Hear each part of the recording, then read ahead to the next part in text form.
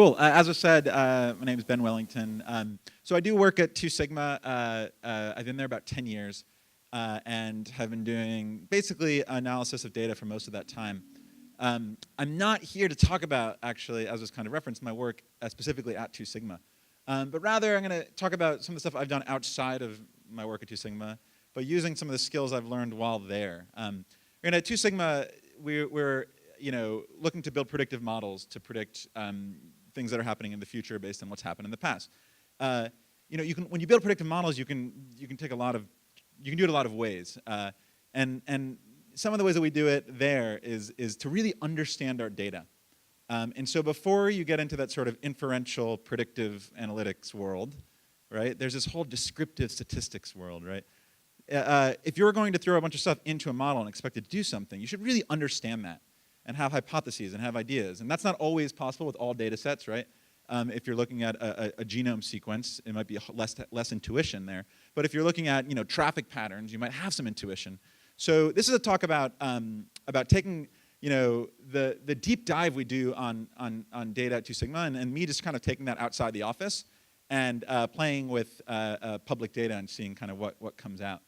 So it's just about asking critical questions about data, and I'm going to also talk about some of the best practices that I've learned while doing that. And sometimes I feel like I've become this data storyteller, that wasn't the plan, but as I've gone and started to write about things, I've started to notice this sort of convergence of data journalism and good data science. I think that so much of data science is communication, the ability to communicate things.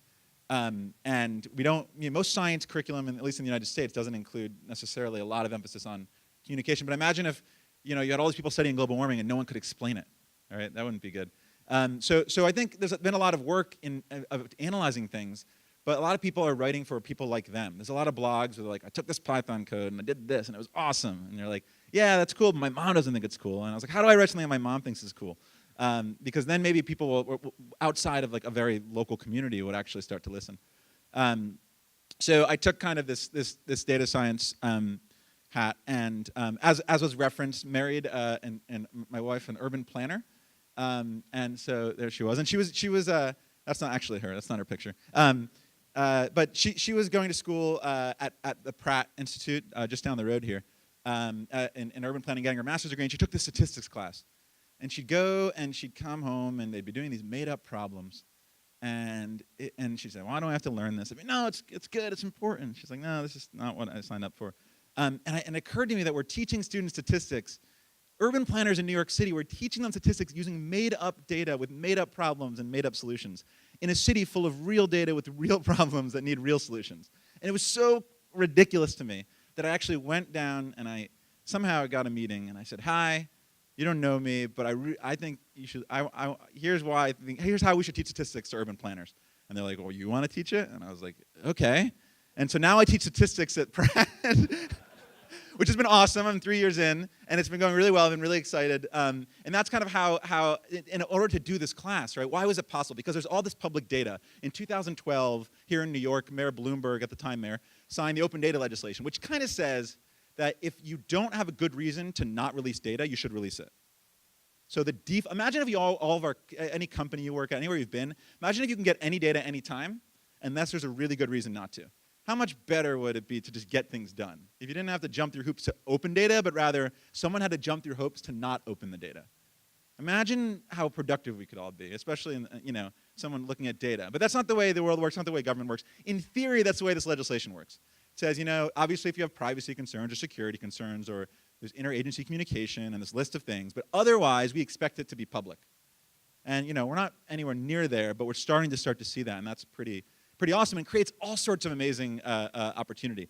At the time, Mayor Bloomberg said across city government, agencies use data to develop policy, implement programs, and track performance. Each month, our administration shares more and more of this data with the public at large, catalyzing the creativity, intellect, and enterprising spirit of computer programmers to build tools that help us all improve our lives. That's the 2012 view of open data. And what does the city do? It does these big app competitions, right? Because open data is about apps. That's all it is. It's apps. Let's make lots of apps, and we'll all get on the subway faster. It'll be awesome. So there's all these competitions, and the city's invested in apps. And something always struck me about this quote from a few years ago. it was like, if open data is about computer programmers, then computer programmers are doing a really bad job making tools for everybody, right? That's kind of a sign that computer programmers we haven't reached a point. Like this, open data should not be about computer programmers. It should be about everybody. People should be able to go and say, how often does this happen? Is this true? Is this not true? We're not there yet, but give it some years and we'll be there. So I think this is kind of a smaller view, and I see it more like, hey, let's get data. They said, hey, let's get some programmers to build some apps, and then we'll give it to the public through these apps. I think it's like, no, forget the apps. We're getting tools. Let's get this data in the hands of journalists, of people, of anyone, of hey, urban planners, of nonprofits who are trying to prove points, really of all of us. And if we start to do that, we can start to do things. And this group is a particularly, empowered in this, and I feel like almost has a responsibility, right? There's all this data that needs to be understood to make society run better, and there are not that many people yet that can do much with it. Why? Because, like I said, the tools aren't there.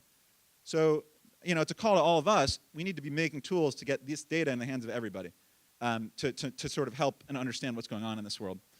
So today, the Open Data Portal in New York, has these big buttons, and I guess they're not buttons, but you click on them, and you can get different types of data. There's over 1,000 data sets, like 1,300 or 1,400 nowadays, most of which kind of seem not too interesting. But this is not just a New York phenomenon. This is across the United States. This is the Open Data Census run by the Open Knowledge Foundation. You can Google it. You can see this list would, if the screen were really long, it would go way into the basement. There's dozens and dozens and dozens of municipalities that have started to put data online. That's that axis. Along this axis, the types of data, and then the color tells you, is it free? Is it downloadable? I hope so. Is it all these different questions, and then every city gets a score, and then they're all ranked. And so you kind of have this competitive open data fight going on.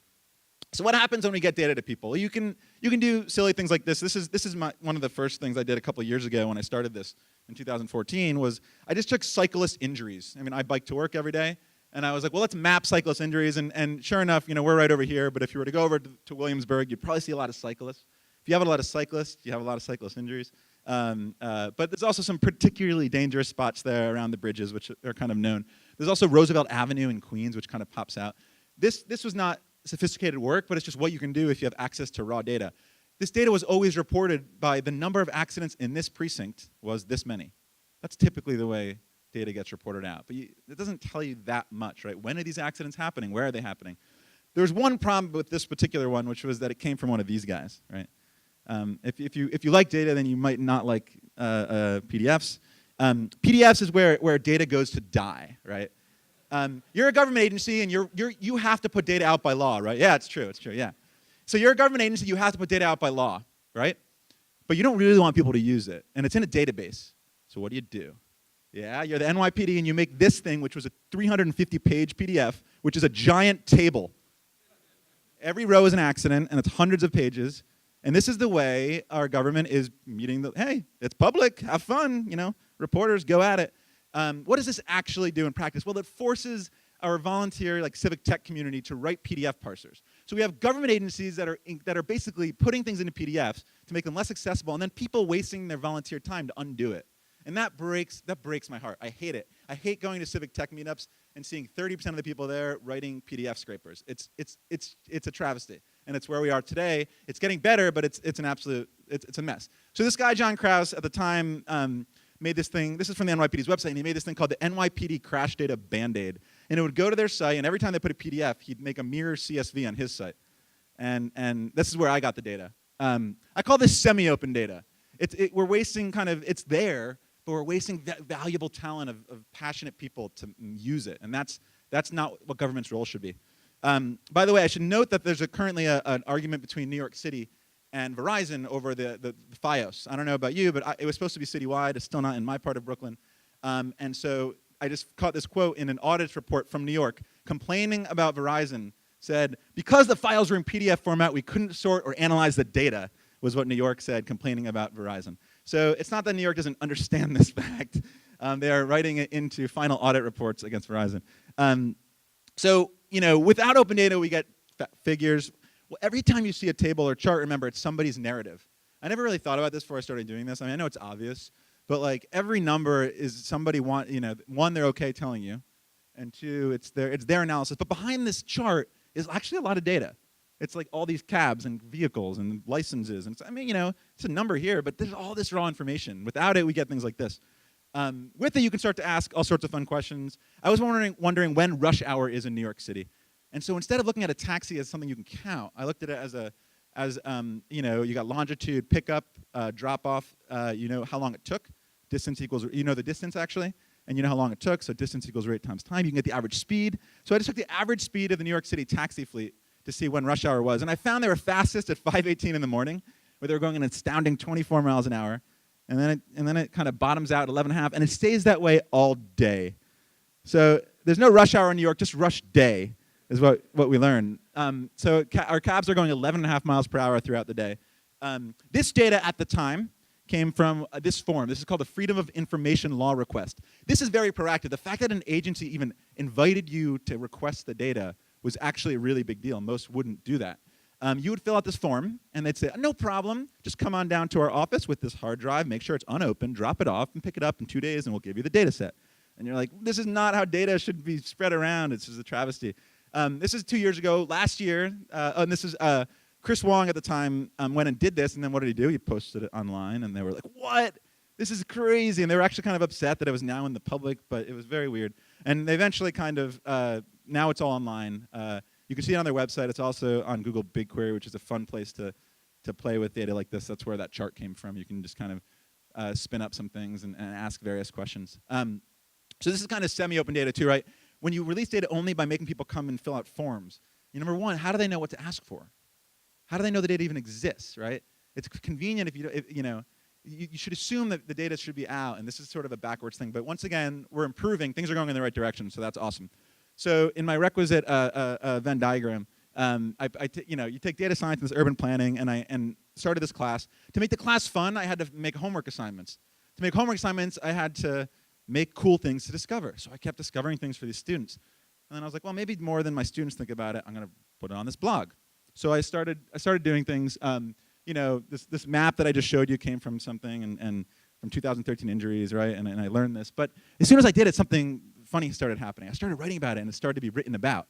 So this is literally, by the way, file save as heat map, like in QGIS, if you're familiar with spatial analysis. It's free. It's awesome. I've learned it over the last 2 years just for the blog. It's been a lot of fun. If you want to do spatial analysis, I totally highly recommend it. But file save as, and this is not, I apologize if you're colorblind. I'm told this is so bad, and I don't know anything about design. It's a mess. But I made it anyway, and all of a sudden it's being written about traffic fatality map pegs Broadway stretch of Williamsburg as a death trap. It's like, whoa! Heat map shows. And then it was in the Atlantic suddenly, and I'm like, this is crazy. I went to file save as, and this is in the Atlantic. This is so much fun. This is awesome. The Brooklyn paper had a headline, Killingsburg. I was like, oh, man. So be careful how you describe your data. I was like, I never said that. I never said that. But what was happening there? It was that there's this need for information to quantify things.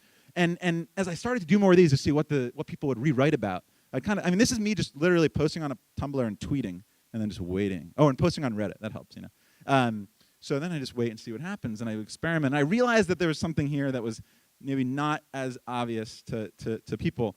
And I'm saying this a little bit tongue-in-cheek, but there's improv comedy. All right, what am I talking about here? I happen to have a background in improv. I've been doing it for a very long time. And there are things you learn doing improv about telling a story that are important to get people to listen to you. And I started to say, well, what are these things, and how do they relate to data science? So my argument is that I'm like I said, I'm being a little bit tongue-in-cheek on the improv part and the comedy part, but really about compelling storytelling. What can we learn from storytelling that can make our data science impactful and make it work?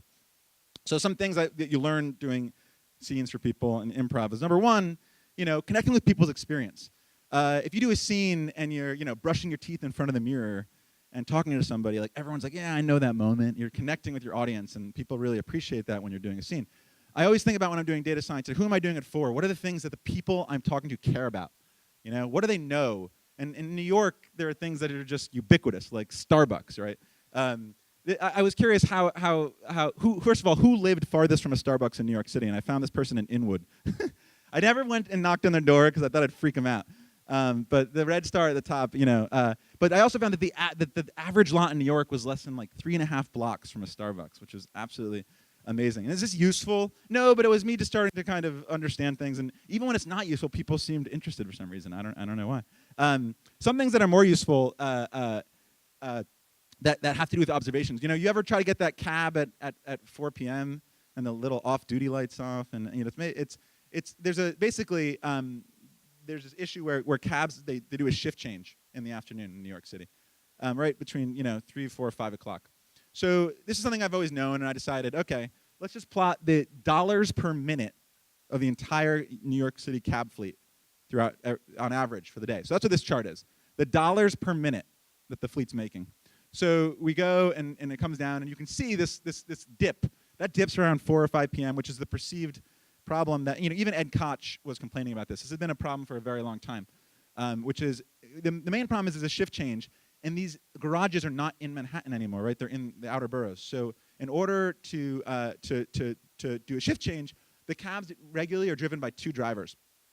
And so at 3 to 4 p.m., you'd go back to your garage, you give your keys, hand it in, the next person takes your cab, runs it for 12 hours, comes back, and that's how our cabs are shared today. So this begs an important question. Why does everyone do this at the same time? This is, and it's, by the way, 4% of the revenue you can see. I mean, I just drew that blue line and estimated, but it's about 4% of the revenue being lost in cabs by doing this all at the same time. All right? So why do they all do it at the same time? It's an awesome game theory problem. There's only one time in the day where if you split a cab, you'd both make the same amount of money. There's one equilibrium point where the demand in the previous 12 hours equals the demand in the next 12 hours. And if you do the math, which I did, this is the previous rolling 12 hours and the next rolling 12 hours. The point they cross means the amount of money I'm going to make in the next 12 hours is equal to the amount I make. They cross right at between 4 and 5 p.m. So the fact that this is happening there is not a mistake, right? It's fair. If I drove from 3 to 3 and the other person drove it, one of you would make more money.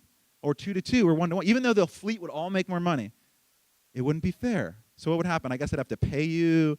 It's too complicated. So we have this locally optimal but globally unoptimal system going on. So what did the city do? Rush hour surcharge. You ever get in a cab and there's a rush hour surcharge? That was the city trying to fix that. What does that do? That says if you take a cab at rush hour, you pay this fee. The idea is we're going to get more people on the road after 4 o'clock. Add this fee. Supply and demand should work, right? Well, all that money went to the late shift driver. So the early shift driver's like, what the heck? We should make our equilibrium point later into rush hour. So it actually backfires, and if you do the math, you get this new blue line instead of the yellow line, which means that the equilibrium point is in a worse spot than it was, and that's where we are today. We all pay a rush hour surcharge to solve a problem that wasn't solved, but we all continue to pay it, and that's the way the world works. What can you do about it? Well, New York has regulated the amount you can. The best thing you do is you rent out the cabs at different rates. So if you're at an office and you say you drive the 2 to 2 shift, 2 a.m. to 2 p.m., you pay less, $200, and the person who drives 2 p.m. to 2 a.m. spends $400. They make $600 either way. Why can't we do that? Because New York has regulated the amount you can charge to rent out a cab. So all of the cab agencies are stuck. They can't make one more expensive and one less because of regulation. And so until they fix that regulation, I don't see this problem going away, but it's an awesome, fun data science problem that can be had just really by taking averages and summing, right? If you think about all this is averaging and summing. What I want to keep going back to, by the way, in this whole talk is that everything I'm going to do here is descriptive, really mostly just summing, counting, and adding. And hopefully I'll convince you that you can do a lot. Even if you're not an expert at machine learning, there's a lot you can do just by counting. Okay, another thing when you're doing a scene, you don't want it to be too complicated. You come out and you're like, oh, it's the King of England, and this happens, and no one has any idea what's going on. I would argue that same about data science. You've got a data set, and you've got all these columns. And I know I've seen people that say, oh, man, it's a lot of columns. And I'm always like, well, let's take 1 or 2. There are stories in a column. Outliers in columns are stories, right? The most anything is interesting to me. The least anything is probably have a story behind it, especially when you're looking at a city, like the most anything, right? The person who complains the most, like, what is that about? The person who calls 911 the most often, I mean, who knows? Is it a prank caller? I don't know. Everything has a story behind it, and you can take any data set, any column, and sort and count, and you'd have an interesting story to tell. That's how I feel. So city bike data is an example where people have made visualizations, they've done all sorts of fun things, but I'm always like, well, let's just take one sort of idea and explore it. And for example, gender. what can City Bike tell us about gender? So I made this map using Voronoi polygons, by the way, and because each dot in the middle of that is a station. If you're super nerdy, you appreciate that. I appreciate it. The area up top is blue.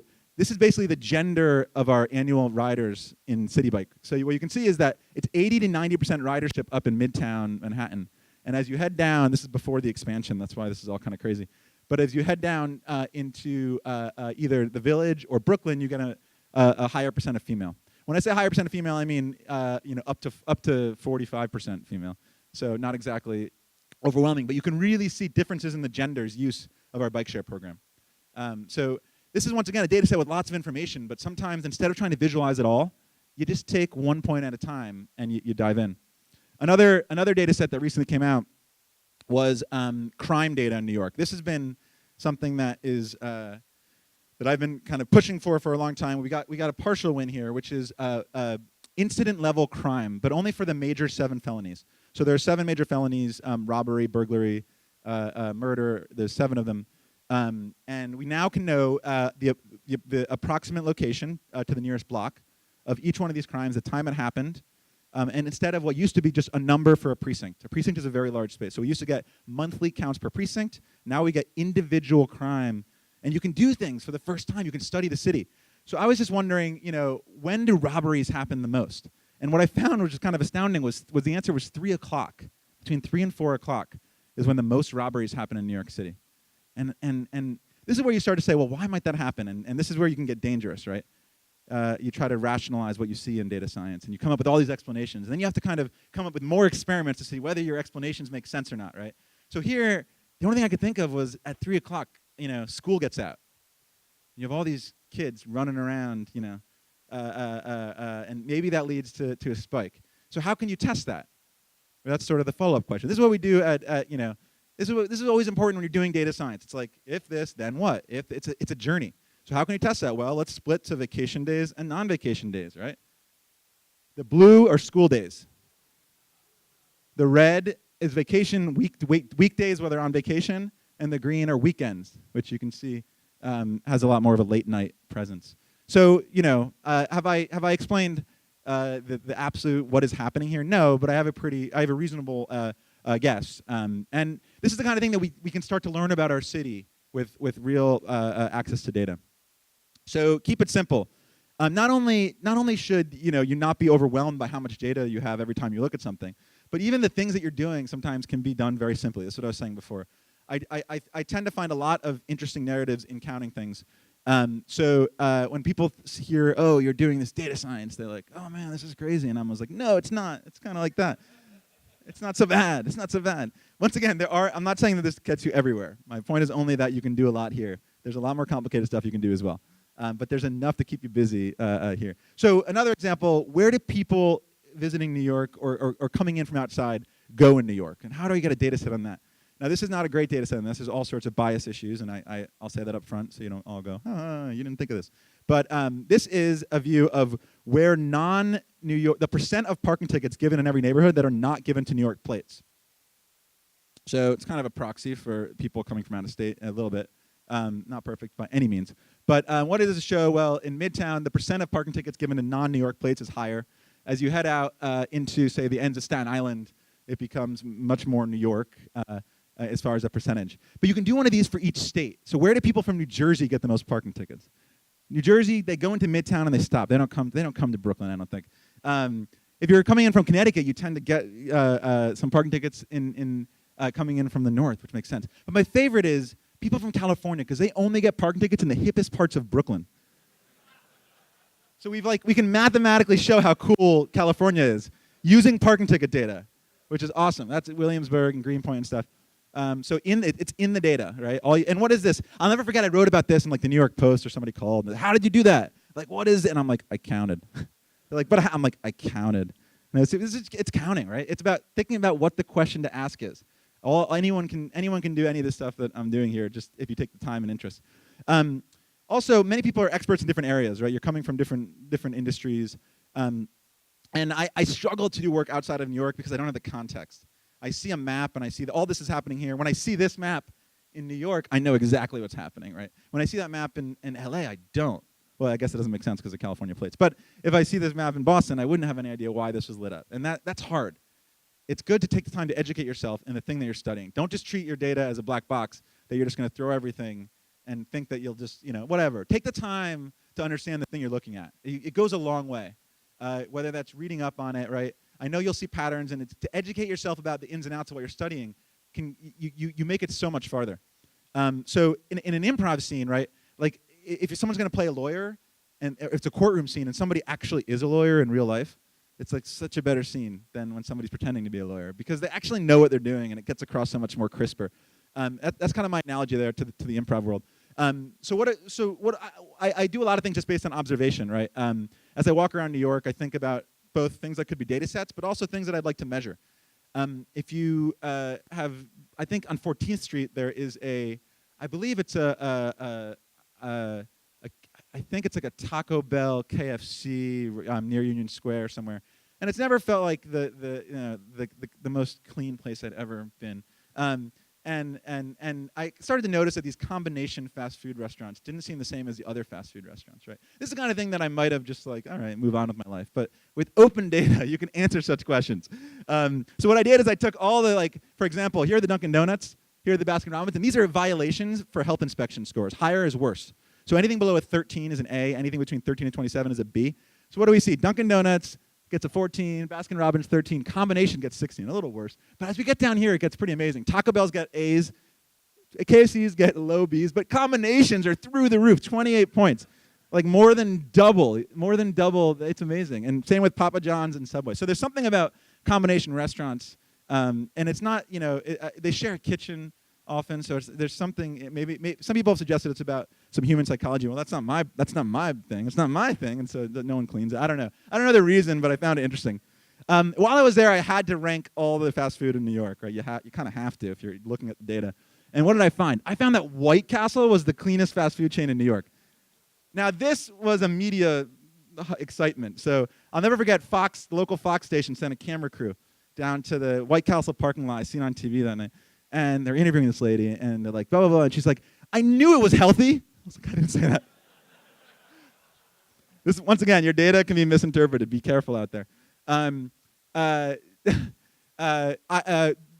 put out a statement saying something like, well, he used 12 years of data. Had he only used 5 years of data, it would have looked better. I was like, okay, you can always select your data if you want. And actually, White Castle put out a statement that was probably the least progressive statement I'd heard, but it was, well, we always tell our employees, if you have time to lean, you have time to clean. I was like, wow, all right. Okay, well, it's clean, but at what expense? All right.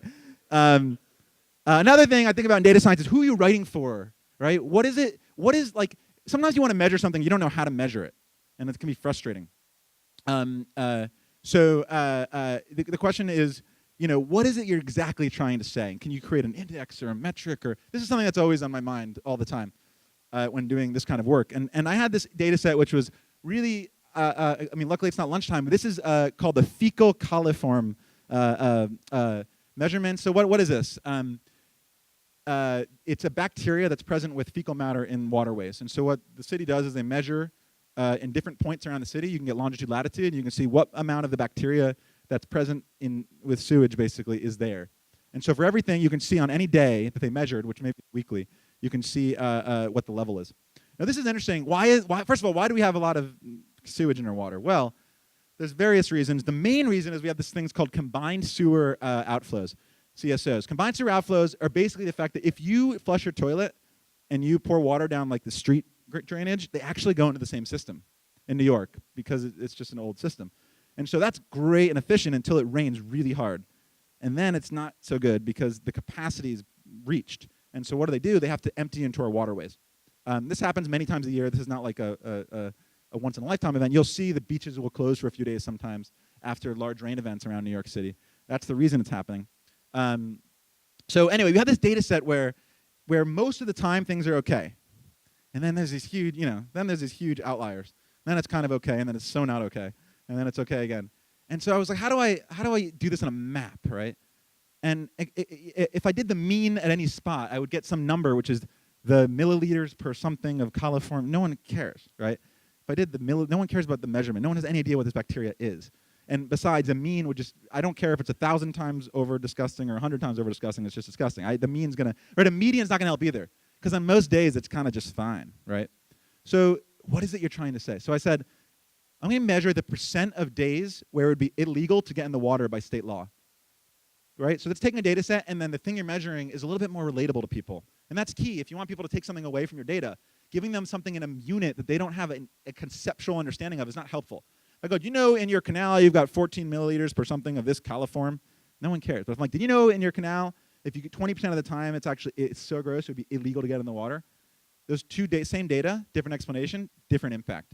That's a big deal. So what did I find? I found this place, Coney Island Creek, not Coney Island where you swim, but on the backside, 94% of samples taken over 5 years had levels above legal limits. Now, up until 2 weeks ago, I wondered why that was. And then 2 weeks ago, I was looking at the news, and I saw this article. Apartment dumps 200,000 gallons of sewage per day into Coney Island Creek. This is from 2 weeks ago. And it turns out that for the last 10 years, these like 20 buildings have just been dumping all of their sewage there. What's amazing is that no one picked that up with the, I mean, we're measuring. The city's measuring. Can we do something with it? Like, this isn't out. I pointed out, said this is the worst in the city, and yet it took another 2 years. I wrote that 2 years ago for somebody to then discover this, and not related to the work, but because somebody, ratted somebody out or something. So I'm interested to see how much that drops, and I'll check back in 6 months and see if that was actually the culprit. I imagine it is, because that's pretty high. So another thing, think outside the box. In scenes, when people are doing, they want to see something creative, something different. And sometimes the thing you want to measure there's no data set on that. You're like, if only I knew X, but there's no data set for X. How do I figure that out? And sometimes, so I was wondering when people decorate for Christmas. There's not data set on when people decorate for Christmas. But there is an emergency room visit data set which tells you items that have injured people at emergency rooms. And so if you cross-section that with Christmas ornaments and ladders, you get this chart. This is the number of people visiting emergency rooms who are injured by Christmas ornaments per day. Here is what Thanksgiving week, depending on the year. This is over 5 years of data, or 7 years of data, so it depends on the year. But sure enough, people start decorating around Thanksgiving. People seem to be injured, but not so badly on Christmas. And then you can tell people tend to maybe start taking their stuff down after Christmas, but then there's a spike right after New Year's. So and I'm pretty sure it's safer to take down Christmas decorations than put them up from this chart, though I'm not entirely sure. Sometimes you take a data set and you want to use it sort of in a whole new way, like this. Another example was I was wondering where the best place in New York is to go watch illegal fireworks, right? So what better place than to use the 301 complaints about illegal fireworks? So if you go to whatever area that has the most complaints, it's probably the best fireworks show, right? So this is a map of that, and I landed in Inwood. And I'll never forget the next day, the New York Times, this is like 2014, wrote an article that was basically all about the Inwood fireworks, not because they read my article, but they did real reporting while I was like on my couch. But they ended in the same place, saying, wow, Inwood is the best place for these fireworks. And I kind of posted this map the day before, and it was like, okay, well, at least we landed the same location, which is kind of neat. By the way, firework complaints to 311 are hilarious because they start in June, and then like right after 4th of July, they just kind of disappear. So you have all these people who have them, and they have to use them, and then they use them all, and then it just kind of plummets after like the 5th of July. And then you don't see it pick back up until about June 3rd, 4th, when people start to think ahead. Okay, so that's a bunch of examples. And I'm gonna end by telling you about how I've tried to make an impact with all this, right? Some of this is goofy, like finding where to watch fireworks, right? Hopefully you can think about some of those best practices and apply them in ways that might be more impactful to you than some of the stuff. But I'll tell you how I've been trying to make an impact here in New York by doing some math. One thing I did, which is less data and more just kind of math, was kind of fun, was this is the machine as it looked about 2 years ago. And I noticed that I'd be riding the subway, and I bike a lot, so I don't have an annual card. And I'd ride and swipe, and I'd end up with $2.45 on my card, and at the time the fare was $2.50. And what it turned out is that it's because they had this bonus, right? And if you these are the 3 buttons that New York offered you when you would go to a machine and buy by credit card. That middle button there gives you $19.95, and the fare is $2.50. So it explains why I would get $2.45. Now you can refill, but it's very irritating to like not know how much you have, and this money just sits in your card. And I guess the MTA gets tens of millions of dollars a year on expired cards. You have visitors who come to the city, right? And I'm at, It's one of the only places where you go in and you can't say, I want to buy 3 rides. It's like, I want to put this much money on a card, which I hope is mathematically 5% less than 3 rides. Right? No one can do that. So everyone overestimates, and it works out really well for the MTA. I'm not saying it's on purpose, but it works out well for them. It does. So I wrote about this, and this was one of these things that kind of people related to, and I got this great quote from the MTA saying, "These machines do not hold an infinite amount of change, and the denominations are suggested to ensure there is ample change to accommodate customers to pay with cash."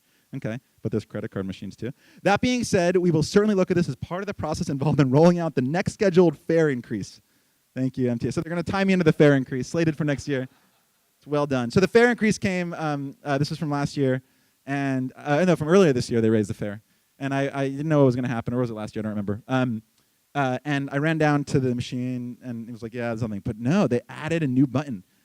Today, if you use the MTA vending machine, you'll see the same old buttons and this new button there, 2725. If you hit that button, you get exactly 11 rides and no change. So that's my button. Yeah, it's good. You got to use it. Yeah.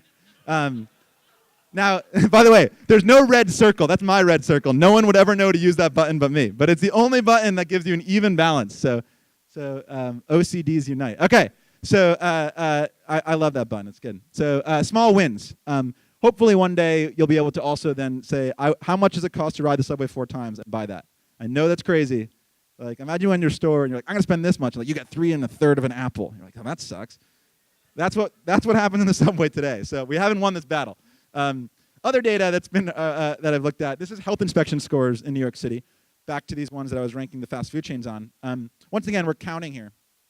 How many restaurants get each score? What happens is you get these 1 point or 2 point violations or 3 point, depending on the severity, and you sum up all your violations during the inspection, and if it goes above 13, you get a B. So what we have here are the A's in green. We have the B's in blue and the C's in red. Okay. So what do we see happening around like 12 and 13? You'd think this curve would be kind of smooth, right? 12 points, 13 points, 14 points, right? But it's not at all. It's all bunching up at 13 and 12. It's all bunching up at 13 and 12. So what is that about, right? I mean, there's clearly some sort of like grade inflation going on, right? This is not a person who's like, I'm going to get 6 problems and not 7 in advance, right? This is not organically happening. This is happening based on the inspector's, discretion, which can be problematic, right? Because as soon as you add discretion in to that level, people have biases, and they might treat different groups differently, and that can cause all sorts of problems. So I wrote about this, and the Department of Health said inspectors are not instructed to offer leniency, just to cite what they see. The final score is based on extent of the violations that the inspector observes. So that was what the Department of Health said, so they really didn't say anything at all. This is 2 years ago, and I just went back last week and rechecked, and I said, well, at least now they know about it. And how do you fix this, by the way? You just make one of these histograms for each of your employees, and then it'd be very obvious. It's probably all of them, actually. It's probably human nature. I'm not saying I wouldn't end up with the same kind of histogram even if I didn't try. But if you did, you could see where the most extreme points, and you could say, hey, you got to be careful here. Or it would be too expensive. Imagine if you had 2 people per restaurant doing different parts of it, and then you're responsible for X, you're responsible for Y, and then this would disappear, right? Because no one would know. My decision doesn't. But those haven't rolled out. So basically, nothing's happened here, unfortunately. So I haven't made a difference there, but I'll keep browsing. Another area that I've looked a lot. I showed you some taxi stuff earlier. When you ride a taxi, you get this question: do you want to tip 20%, 25%, or 30%? Right? And most people tip actually 20%. I think it's 40% of us tip 20. Not most people, but that's the most common amount. Although some people hit other and tip different amounts. But did anyone ever stop and think about 20% of what? Because I didn't for the first 7 years I was in New York riding a cab. Until I was like, 20% of what? Okay. It turned out, and this was amazing to me, it turned out that it depended on the programmer of the computer in the back of the cab. That if they were written by Creative Mobile Technologies programmers, that you would be tipping on top of tolls and taxes and surcharges. If they were written by Verifone programmers, then it would be tipping only on top of the fare and the surcharge. Meaning that those that had a computer in the back branded by Creative Mobile Technologies, those drivers made $300 more a year because the computer in the back was programmed with a different multiplier for tipping.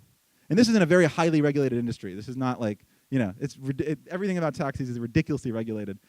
So I wrote about this and got my favorite government response ever. We appreciate the work that went into his analysis and we're giving it a thorough read. So the TLC said to the media, which was pretty awesome. But about 3 weeks later, they reprogrammed half the fleet of cabs in New York.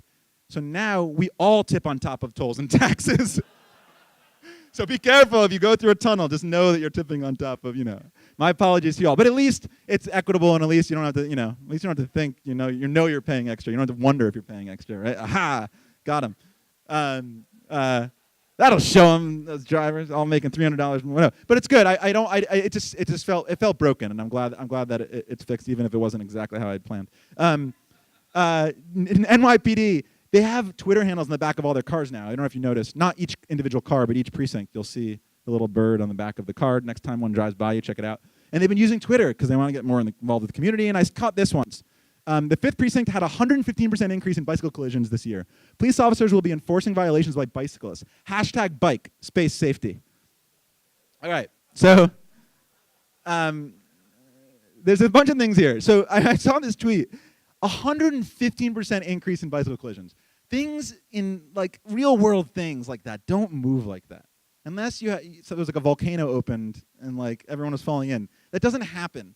So I was like, well, maybe they meant 15%. I don't know. But I do know that they're sending out all these officers, so I better figure out what's going on here. With open data, you can actually do this. So I went and I analyzed, and I found there had been a 10% decrease in bicycle collisions. So I wrote about this, and I was like, and what did the NYPD say?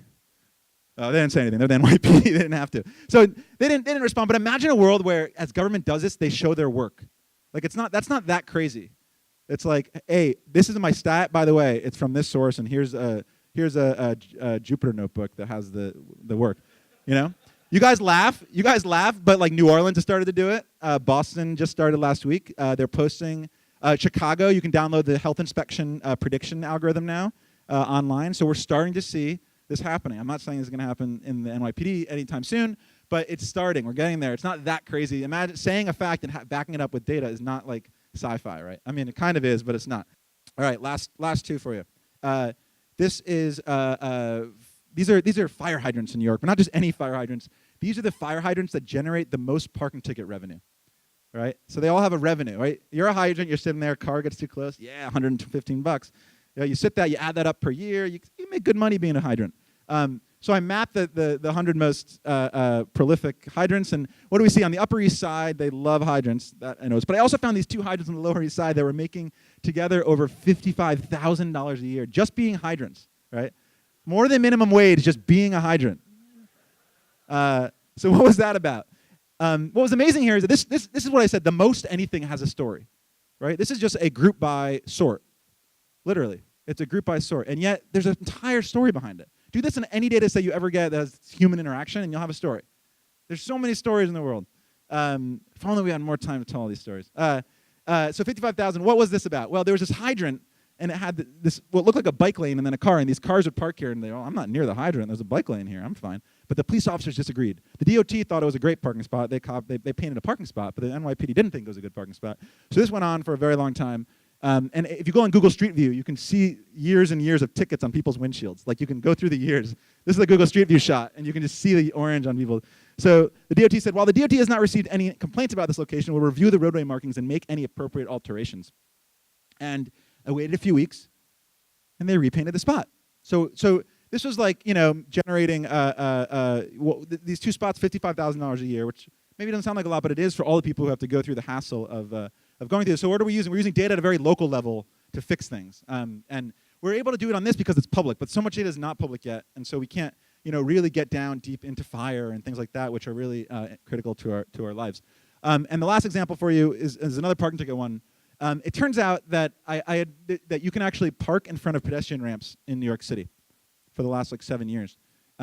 Why is that? Well, a legislator who had a very car-driving neighborhood, who represented parking, wanted to make more parking spots. And the claim is, if you make a curb cut and you don't have a stop sign or a crosswalk, that it's not a very safe place to enter the street. Which kind of makes sense, right? If you walk into a street and there's no stop signs, that's kind of dangerous.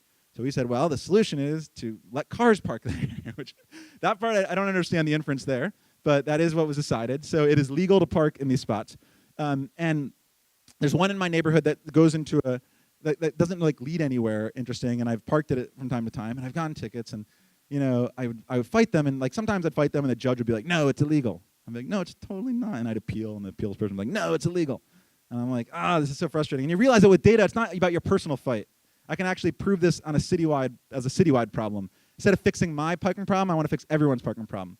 So I started researching where are pedestrian ramp tickets given the most? Outliers, right? So I looked at the number 1 spot, and it was a legal spot. Number 2 spot was a legal spot. Number 3, there's no crosswalk, legal spot. Number 4, yellow paint, by the way, in New York has no meaning. Somebody painted it yellow, but it's a legal spot. Anyway, I went to number 5, went to number 10, went to number 100, I went to number 200. I skipped to 500, legal spot. It's like, whoa, I think this is on. Started to do the math, $2.5 million a year being collected at legal parking spots. So I decided to map out the biggest ones and let the NYPD know, and got this response. Mr. Wellington's analysis identified errors the department made in issuing parking summonses. It appears to be a misunderstanding by officers on patrol of a recent abstruse change in the parking rules. Way to get that in there. It's not your fault, it's the law's fault. We appreciate Mr. Wellington bringing this anomaly to our attention. They then went on to institute electronic monitoring, issue retraining for all the officers, and start issuing refunds for those who were asked for getting these acts in these parking lots over the last 5 years. Once again, this is just about using data in counting to find real, meaningful, impactful things. And in this case, it's parking, but in all of your cases, it's something else, right? Whether it's click logs, whether it's music listens, there's real stories in all this stuff. And you don't have to always make predictive models to find real stories. Sometimes what you're doing needs it. Sometimes it doesn't. Sometimes in order to know what those models get, you need to understand what's downstream. You need to understand the data. And to understand the data, you need to find things like this. And then you can feed that to your predictive models. But if you don't take the time to do that, garbage in, garbage out. So I'll end data storytelling. Connect with people, try to convey idea, keep it simple. Explore where you know best, figure out what exactly you're trying to say. Think outside the box, and working with urban planners, just using Excel, they were able to take what used to be a data set that has, by the way, tens of thousands of rows, and I said, can you tell me in this neighborhood around our school, what type of cars cause the most accidents? This is somebody who can't program, right? And they, the homework, they make this chart. And that's, to me, that's where we're getting. That's awesome. Like, it's thousands of rows in a CSV file, and they can go in Excel pivot table, which is like a good intro to, I don't know anything about data science, but I want to, right? And it's amazing. And even people who don't even use computers, this is a high school program called City Term, looking at graffiti complaints and, colored pencils, right? You can so I'd argue anyone can be a data storyteller. My site is iQuant.NYC. There's a mailing list if you want to keep up with my shenanigans with New York. And also, as mentioned, I work with great people like Wes, who you heard earlier at 2 Sigma. Check that out if you want to learn more about some of that. And I'll open it up, I think, very few minutes, but a few minutes for questions. So we'll go with that. Thank you.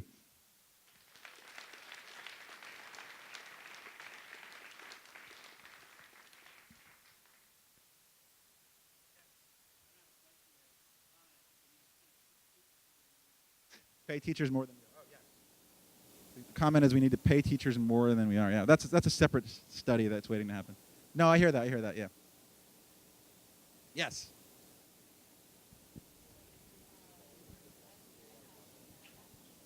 It was slow going. It was very much a legislative branch who thought this was great for a while, and I think it's a cultural shift. So imagine if someone could look at everything you do and then talk about it.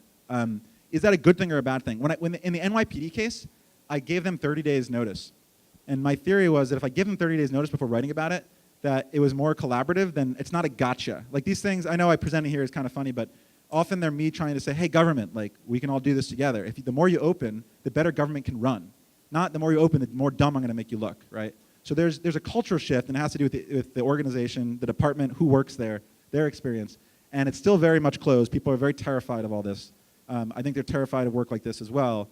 But like if you went and listened to the mayor's office of data analytics testify at the last hearing, his big example was reading quotes from that post. So the city saying how successful their open data has been is citing this last example themselves. So that should give you a sense that there is a cultural shift, that they realize this is, let's work with people, not be afraid of them.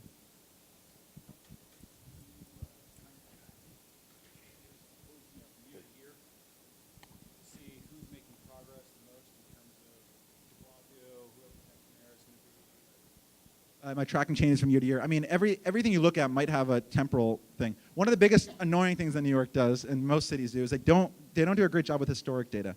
So you can go online and see like all taxi licenses that are currently active, but you can't see all taxi licenses ever given, right? So what is that? I think it's not even useful. I want to see the history. You can see all sidewalk licenses. You can see current building permits. Like, how am I going to study how things go over time if you can't store snapshots of your data over time? So a lot of data, unfortunately, is current, and it's up to kind of the community to start logging this stuff, and I've been doing it in some data sets. In general, yes, anything over time is interesting for sure, but like, you know, how is the mayor doing is a very broad thing, which I think I'm not trying to solve. I'm trying to find micro instances where we can make things run better and more efficiently. Certainly, you can see, hey, you know, if you look at numbers about stop and frisk, you know, they've reduced over this mayor with the previous mayor, and so if that's something that you're passionate about, then I guess that's going in the right direction. There's all these metrics, but who knows what is success and what is not is anyone's guess. Yeah. One more. What's the name of the meetup you mentioned earlier?